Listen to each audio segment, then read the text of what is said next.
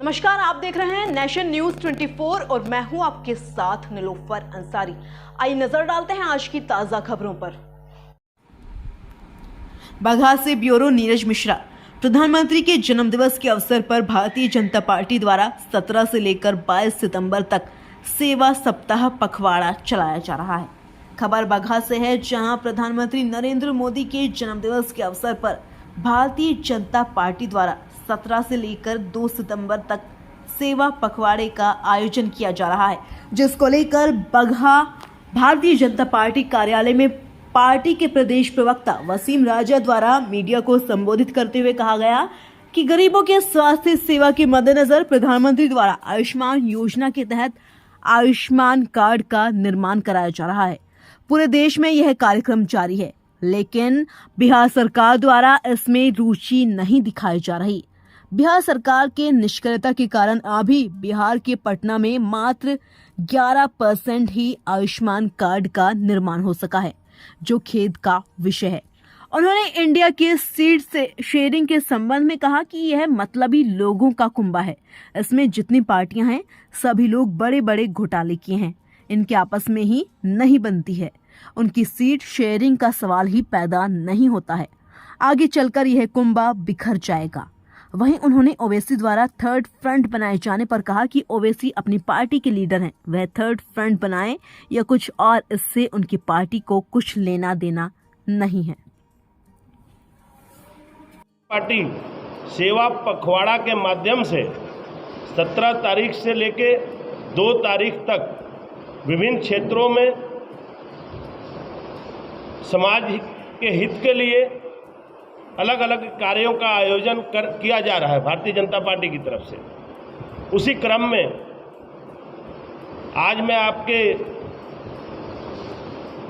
जिले में उपस्थित हूं और भारतीय जनता पार्टी ने ये तय किया है कि एक योजना हमारी सरकार बनने के बाद देश में आई थी, आयुष्मान भारत योजना। उस योजना को पूरे देश में लागू किया गया, उससे लाखों करोड़ों लोगों को लाभ मिला और इस योजना के तहत हमारे देश की जो पीठ थपथपाने का काम किया गया, प्रधानमंत्री जी के पीठ थपथपाने का काम किया गया, पूरी दुनिया में इस योजना के प्रति हमारे देश का जय जयकार हो रहा है और विदेश के कई मुल्क भी इस योजना से प्रभावित है कि देश के प्रधानमंत्री आदरणीय नरेंद्र मोदी जी ने इस योजना को भारत के अंदर लॉन्च करके आम जनमानस के स्वास्थ्य की चिंता की है। बताया जाएगा पार्टी की तरफ से। इस अभियान की सबसे बड़ी खासियत है कि देश भर में 1,17,000 से ज़्यादा हेल्थ एंड अवेयरनेस सेंटर का आयुष्मान मेला आयोजित किया जा रहा है। अब बात करें, एक बात की जाती है कि ये पूरी दुनिया में हमारी इस योजना की वाहवाही हो रही है। लोग दूसरे मुल्क भी हमारे मुल्क की तरफ देख रहे हैं कि भारत जैसे इतनी बड़ी आबादी वाले मुल्क में इस योजना को इतनी जल्दी से कामयाब बनाया जा चुका है, तो बहुत प्रसन्नता होती है।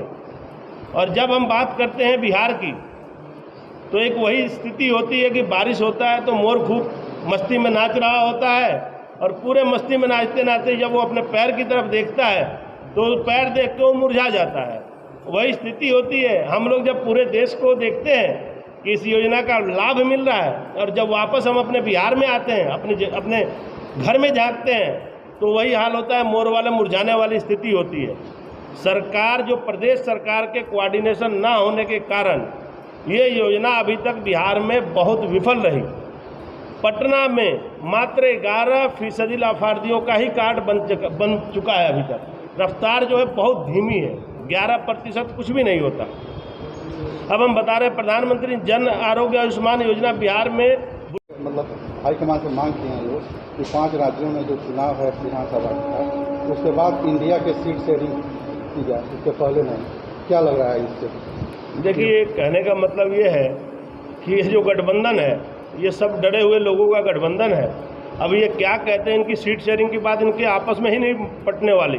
गठबंधन तो जरूर बन गया है, आप जहाँ जहाँ बैठ के हो रही हैं, कभी कोई नाराज़ होकर भागता है तो कभी कोई नाराज़ होकर भागता है। जब भी ये सीट शेयरिंग की बात, सीट शेयरिंग का तो अभी तो देखते जाइए, अभी तो सीट शेयरिंग की बात है। चुनाव आने दीजिए, अभी देखिए क्या हालात होते हैं। जितनी इसमें पार्टियाँ हैं उतने प्रधानमंत्री के उम्मीदवार हैं, तो उनका विषय नहीं है, तो इसमें कुछ है ही नहीं, कुछ भी नहीं होने वाला। और गठबंधन अभी दिखावे, अभी तक लड़ाई हो रही, चुनाव आते आते इसमें तो कई लोग भगेंगे, कई लोग फुटकेंगे, क्योंकि सब उसमें प्रधानमंत्री के उम्मीदवार हैं। क्या लग रहा है अगर गठबंधन नहीं टूटती है इंडिया की तो क्या लगेगा, मतलब आप लोग के? देखिए, चाहे वो सब इकट्ठे होकर लड़ लें, ठीक है, चाहे अलग अलग लड़ लें, भारतीय जनता पार्टी को कोई परवाह नहीं, कोई फर्क नहीं पड़ने वाला। देश के प्रधानमंत्री आदरणीय नरेंद्र मोदी जी ने पिछले लगभग 9.5 वर्षों में इतनी बड़ी लकीर खींच दी है देश के अंदर विकास की, कि उस लकीर को मिटा देने के लिए चाहे ये जितने भी करप्ट लोग हैं, कितने भी ये कह सकते हैं ये घोटालेबाजों की संख्या इकट्ठे हो जाए, ये सब अपने आप को सुरक्षित करने के लिए गठबंधन है। ये चुनाव लड़ने के लिए गठबंधन नहीं है, ये उन लोगों का गठबंधन है जो कहीं ना कहीं घोटालों में फंसे हुए हैं। कोई जेल में है, कोई बेल पे है, कोई किसी पे चार्जशीट होने वाली है, किसी के ऊपर FIR होने वाले हैं, ऐसे लोग हैं। तो ये अपने कुनबे को बचाने के लिए, अपनी संपत्ति बचाने के लिए, जो पहले आपस में सब लड़ते झगड़ते थे, सबने देखा है, आज ये सब लोग इकट्ठे होके प्रधानमंत्री नरेंद्र मोदी जी के विकास के रथ को रोकना चाहते हैं। तो देश की जनता सब जानती है, हर व्यक्ति का कैरेक्टर जानती है, हर व्यक्ति के काम को जानती है। देश की जनता नरेंद्र मोदी जी के साथ है, और कहीं से भी चाहे ये कितने भी हो जाए, कोई फर्क नहीं पड़ने वाला भाजपा। क्या लगता है वैसे भी थर्ड फ्रंट की बात कर रहे हैं, थर्ड फ्रंट भी बनने की संभावना लग रही है? देखिए, ये तो ओवैसी जी बताएंगे कि थर्ड फ्रंट बनाएंगे कि कौन सा फ्रंट बनाएंगे। ओवैसी जी की पार्टी है, उनका फ्रंट है, उसमें हम क्या कह सकते हैं। हम अपनी पार्टी की बात रख सकते हैं, पार्टी की विचारधारा को रख सकते हैं, हम अपना विजन बता सकते हैं। हमारे आयुष्मान भारत में क्या हमने किया, हम बताया हमने आपको।